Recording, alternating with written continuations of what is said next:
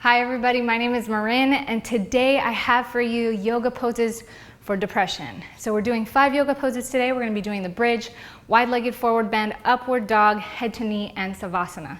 Let's go ahead and get started. For the bridge, you want to find a nice comfortable place to lay down on the ground. I got my yoga mat laid out. You don't have to have a yoga mat, but it's always very helpful and comforting to the practice. From here, we're going to keep our knees bent and our feet flat on the floor. Keep both toes pointed out in the same direction, just straight out, and your ankles are going to be about shoulder width apart. We're bringing both of our hands to either side of our hips, palms facing down, and go ahead and walk your heels back a little further than you would expect. From here, we're going to take a big inhale, and as we exhale, you're pushing your hips up, squeezing those glutes. Go ahead and adjust your feet if you feel like it. Make sure they're nice and flat, knees are together so they're not opening. Keep them nice and tight. Continue to squeeze those glutes and push your hips up towards the sky, pressing the palms into the ground. Now if you're feeling savvy and want to include your shoulders and have a full body stretch here, go ahead and clasp your hands behind you and extend them out, pressing your fingertips or your pinky knuckles into the ground as you continue to squeeze your glutes and press those hips up.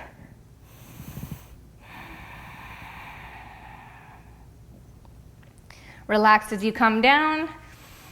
How good does that feel?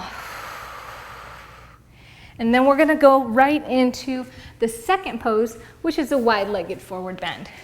So we're going to extend our legs out slightly wider than shoulder width apart, and you're more than welcome to have your toes slightly at the corners. They don't have to be completely straight.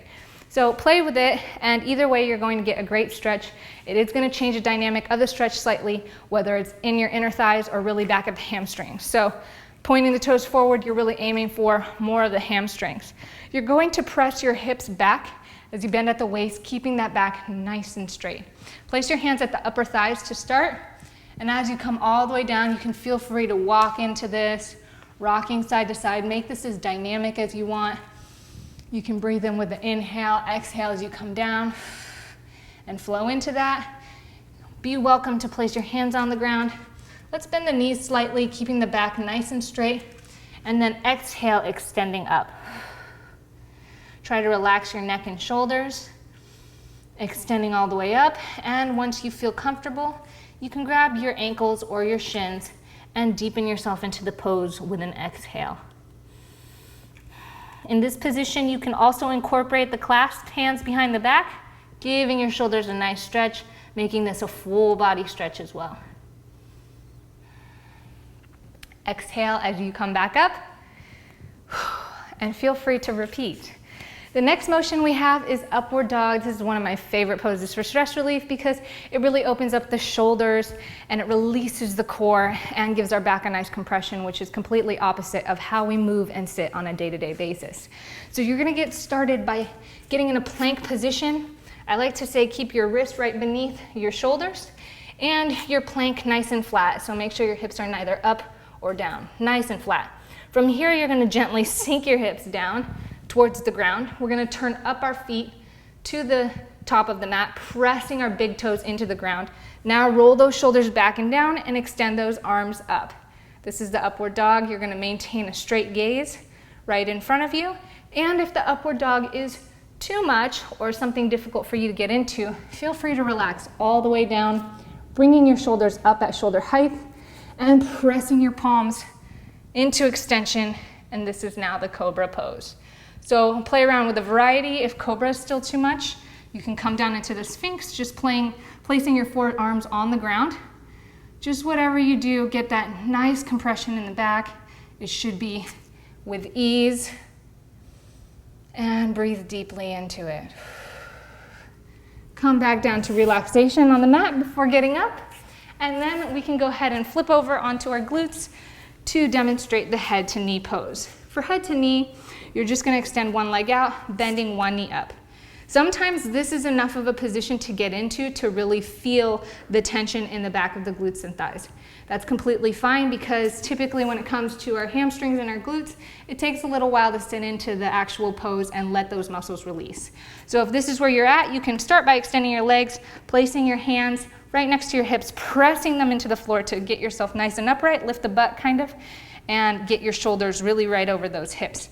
If that's all you're at, you can press right into the ground, into a nice upright position, and you can hold this pose right here. But if you want to deepen the pose and isolate it on one leg, we're going to go into head to knee by bending one foot up.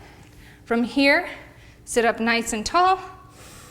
Breathe in deep. You can even raise your hands, and as you exhale, bend at the waist, keeping your shoulders nice and upright. When you get as far as you can, like I'm right here, you can even have a little bend in the knee if you want. Just keep that back nice and straight.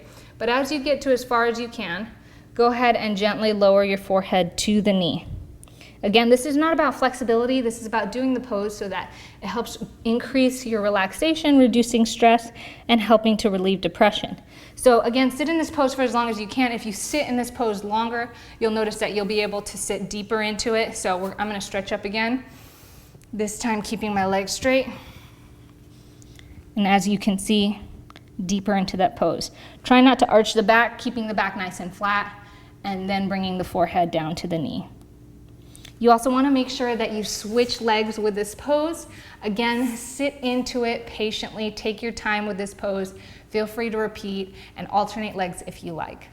For the last pose, we're doing Savasana. This is something that you should end your routine with every single time, or some sort of seated meditative pose. With Savasana, you really want to make sure that you are in a comfortable and anatomical position. So this is a complete relaxation pose. So we're just letting our legs open about shoulder width apart, lay back down on the ground. From here, I like to lift my shoulders up, roll them back and down so that the shoulder blades are flat on the ground, palms facing up. So you're gonna notice that your hands and feet splay away from the center. That's completely normal. That's what we want to see. And you can also tuck your hips slightly so that you're a little more flatter in the back. Close your eyes here and focus on breathing in through your nose, raising the belly, filling it with air, and then exhale deeply and slowly through the mouth. Here in Savasana, you want to stay for about 3 to 5 minutes. You can do this with or without a yoga routine.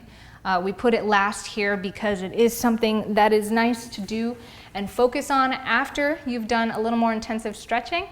But for now, that is the 5 yoga poses I have to share with you to help relieve depression. I hope you enjoy it. Feel free to put them together, repeat them as you like, and create a yoga routine or a stretch routine on a daily basis for it. Thank you so much for joining me here, and I hope you appreciated this video. I'll see you next time.